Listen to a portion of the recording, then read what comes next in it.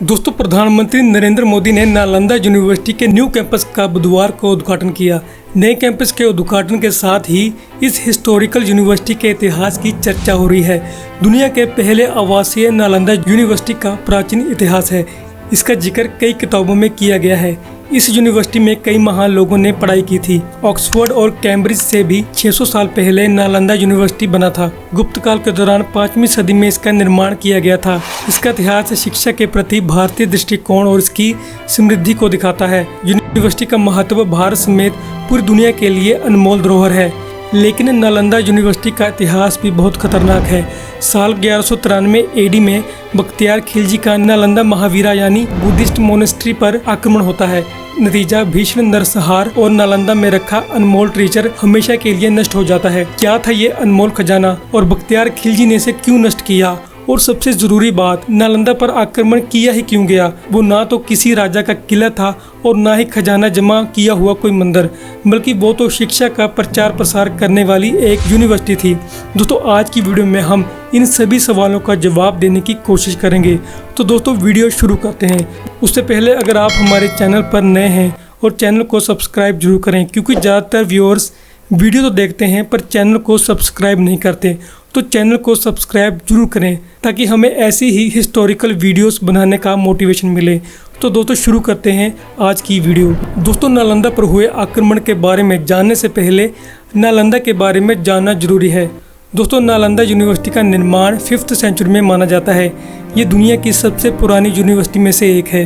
भारत के बिहार में इसकी लोकेशन है। नालंदा संस्कृत के 3 शब्दों से मिलकर बना है, ना, आलम और द, जिसका अर्थ होता है ना रुकने वाला, ज्ञान का प्रवाह। नालंदा यूनिवर्सिटी की जानकारी हमें ह्यूनसेंग और इटसिंग जैसे चाइनीज ट्रैवलर्स के अकाउंट से मिलती है। ह्यूनसेंग 7th सेंचुरी में नालंदा आते हैं। वो इसकी स्थापना का श्रेय गुप्ता वंश के शासक कुमार गुप्ता वन को देते हैं। ह्यूनसेंग लिखते हैं कि यहाँ 10,000 मॉन्क्स और 1510 टीचर्स थे। मतलब ये कि ये एक रेजिडेंशियल यूनिवर्सिटी हुआ करती थी। नालंदा में चीन, Japan, Korea, Indonesia, Persia, Turkey और श्रीलंका जैसे देशों से लोग पढ़ने के लिए आते थे। यहाँ बुद्धिज्म के साथ साथ एस्ट्रोनॉमी, मैथमेटिक्स, फिलोसफी, मेडिसिन और ग्रामर जैसे सब्जेक्ट की भी शिक्षा दी जाती थी। यहाँ तक कि उपनिषद की कुछ मनुस्क्रिप्ट भी यहाँ मौजूद मानी जाती है। और यहाँ पर स्टूडेंट्स को कोई फीस भी नहीं देनी होती थी। यहाँ पढ़ने वालों में हर्षवर्धन, वसुबंधु, धर्मपाल, नागार्जुन, पद्मसंभव और ह्यूनसेंग जैसे बड़े बड़े नाम शामिल थे। ऐसा भी माना जाता है द ग्रेट मैथमेटिशियन और एस्ट्रोनॉमर आर्यभट्ट इस यूनिवर्सिटी के हेड रहे थे। और ये यूनिवर्सिटी तकरीबन 800 साल तक ऐसी ही चलती रही। लेकिन 12th सेंचुरी में अचानक ये अतीत के अंधेरों में खो जाती है। इसके पीछे की कहानी बड़ी रोमांचक है। दोस्तों, नालंदा पर एक नहीं बल्कि 3 आक्रमण हुए। पहले 2 आक्रमण के बाद इसे फिर से रीबिल्ड कर लिया गया था, लेकिन तीसरा आक्रमण इसके लिए घातक साबित होता है। सबसे पहला आक्रमण स्कंदगुप्त के समय में 455 से 467 एडी हुनास के बीच मेहरकुल की अगुवाई में हुनास ने किया था। Huns basically central Asian tribes का ही एक ग्रुप को कहते हैं, जो खैबर पास के रास्ते से इंडिया में एंटर करते थे। लेकिन स्कंदगुप्त के सक्सेसर ने न सिर्फ नालंदा को रिस्टोर करते थे, बल्कि और भी नई बिल्डिंग बनाकर इसे इम्प्रूव कर देते थे। नालंदा पर दूसरा आक्रमण अर्ली 7th सेंचुरी में बंगाल के गोदास राजवंश द्वारा किया गया। इस आक्रमण के बाद बुद्धिस्ट राजा हर्षवर्धन नालंदा को फिर से रीबिल्ड करते हैं। तीसरा और सबसे घातक आक्रमण था टर्किश हमलावर बख्तियार खिलजी का। नालंदा पर इसने आक्रमण 1193 एडी में किया था। आइए इसकी पीछे की कहानी को डिटेल में समझते हैं। दोस्तों, ऐसा कहा जाता है कि बख्तियार खिलजी एक बार बहुत बीमार पड़ गया था। बहुत से उपाय और हकीमों के इलाज के बाद भी सेहत में कुछ सुधार नहीं हो रहा था। ऐसे में किसी ने सलाह दी कि नालंदा महावीरा के प्रिंसिपल राहुल श्रीभद्र इलाज कर सकते हैं। एक बार उनसे भी इलाज करवा कर देखा जाए। बख्तियार खिलजी को किसी गैर मुस्लिम से इलाज करवाना मंजूर नहीं था, इसलिए वो इस सलाह को पहले नज़रअंदाज करता है। लेकिन जब सेहत और ज़्यादा बिगड़ जाती है तो उसे भी लगता है कि एक बार बुलाने में क्या ही हर्ज है। राहुल श्रीभद्र बख्तियार खिलजी के पास पहुंच जाते हैं। खिलजी उनके सामने शर्त रखता है कि वो इनके द्वारा दी हुई कोई भी दवाई नहीं खाएगा। इस तरह से वो राहुल श्रीभद्रा को चैलेंज करना चाहता है और हिंदुओं को नीचा दिखाने की कोशिश करता है। इसके बावजूद भी राहुल श्रीभद्रा भरोसा दिलाते हैं कि खिलजी की सेहत में जल्दी ही सुधार हो जाएगा। वो खिलजी को कुरान देते हैं और कहते हैं कि इसके कुछ पन्ने रोज पढ़ा करो। खिलजी ऐसा ही करता है और देखते देखते उसकी सेहत सुधरने लगती है। दोस्तों, राहुल श्री भद्रा ने कुरान के पन्नों में दवा लगा दी थी जो पढ़ते समय खिलजी तक पहुंच जाती है और इस तरह से वो पूरी तरह से ठीक हो जाता है। जब खिलजी को इस बात का पता चलता है तो उसे बहुत ज़्यादा इनसिक्योरिटी और जेलसी फील होती है। उसे लगता है कि इन काफिरों के पास मुस्लिम हकीमों से भी ज़्यादा ज्ञान कैसे है।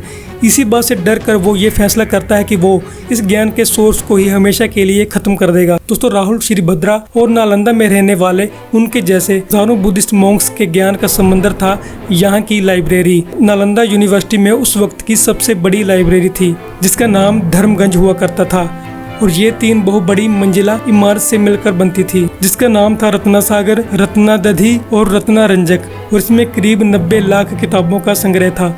खिलजी को जब इस बात का पता चलता है तो वो यहाँ पर आक्रमण करने का फैसला करता है। हजारों की संख्या में यहाँ पर रह रहे बुद्धिस्ट मॉन्क्स की बेरहमी से हत्या कर देता है। बहुत से स्कॉलर्स को तो जिंदा ही जला दिया जाता है। खिलजी की सेना निहत्थे बौद्ध भिक्षुओं पर भूखे बेड़ियों की तरह टूट पड़ती है। उसके बाद यहाँ की लाइब्रेरी में आग लगा दी जाती है। हिस्टोरियन मिनहाज सिराज अपनी किताब तबाकत-ए-नसीरी में लिखते हैं कि किताबों को पूरी तरह जलने में 3 महीने लग गए थे। इससे आप अंदाजा लगा सकते हैं कि ये कितना विशाल संग्रह रहा होगा। इन किताबों में बहुत सारी मनुस्क्रिप्ट थी जो ओरिजिनल फॉर्म में थी, जो कभी दोबारा रिकवर नहीं की जा सकी। दोस्तों, खिलजी ने सिर्फ एक यूनिवर्सिटी को डिस्ट्रॉय नहीं किया बल्कि एक पूरे ट्रेडिशन को तबाह कर दिया। यह आक्रमण इतना भयानक था कि रीबिल्ड करने के लिए नालंदा के पास कुछ बचा ही नहीं था। बाकी रह जाते हैं तो सिर्फ इमारत के कुछ अवशेष जो समय के साथ साथ मिट्टी में दफन हो जाते हैं। नालंदा को डिस्ट्रॉय करने के बाद खिलजी बिहार में ही 2 यूनिवर्सिटी विक्रमशिला और उदंतपुरी को भी नष्ट कर देता है। ये सिर्फ भारत का नुकसान नहीं था बल्कि पूरे विश्व का नुकसान था। सिर्फ एक व्यक्ति की जलन और इनसिक्योरिटी की वजह से हजारों सालों का ज्ञान संग्रह जल कर खाक हो जाता है।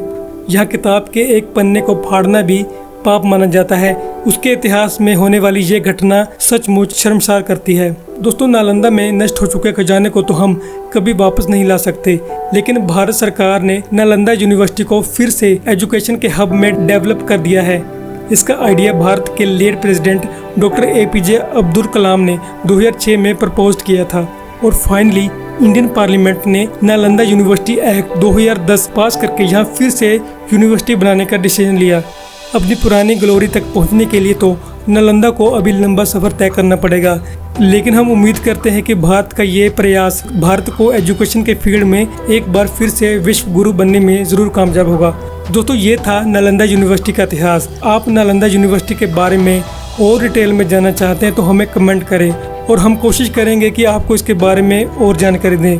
और ऐसी ही इन्फॉर्मेशनल वीडियोस देखने के लिए हमारे चैनल को सब्सक्राइब जरूर करें। मिलते हैं अगली वीडियो में। धन्यवाद।